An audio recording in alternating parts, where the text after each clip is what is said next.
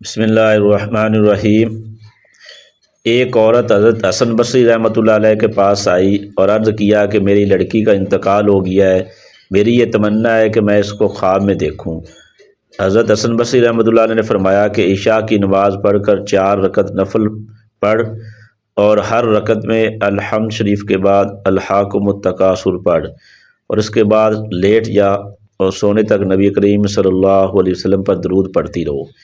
اس نے ایسا ہی کیا۔ اس نے لڑکی کو خواب میں دیکھا کہ نہایت ہی سخت عذاب میں ہے، تارکول کا لباس اس پر ہے، دونوں ہاتھ اس کے جکڑے ہوئے ہیں اور اس کے پاؤں آگ کی زنجیروں میں بندھے ہوئے ہیں۔ صبح کو اٹھ کر پھر حضرت حسن بصری رحمۃ اللہ علیہ کے پاس گئی۔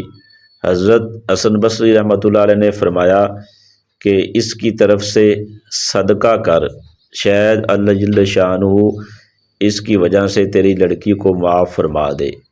اگلے دن حضرت حسن بصری رحمۃ اللہ علیہ نے خواب میں دیکھا کہ جنت کا ایک باغ ہے اور اس میں ایک بہت اونچا تخت ہے اور اس پر ایک بہت نہایت حسین و جمیل خوبصورت لڑکی بیٹھی ہوئی ہے۔ اس کے سر پر ایک نور کا تاج ہے۔ وہ کہنے لگی، حسن تم نے مجھے بھی پہچانا؟ میں نے کہا نہیں، میں نے تو تجھے نہیں پہچانا۔ کہنے لگی، میں وہی لڑکی ہوں جس کی ماں کو تم نے درود شریف پڑھنے کا حکم دیا تھا، یعنی عشاء کے بعد سونے تک۔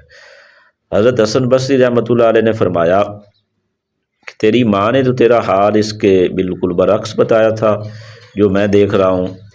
اس نے کہا کہ میری حالت وہی تھی جو ماں نے بیان کی تھی۔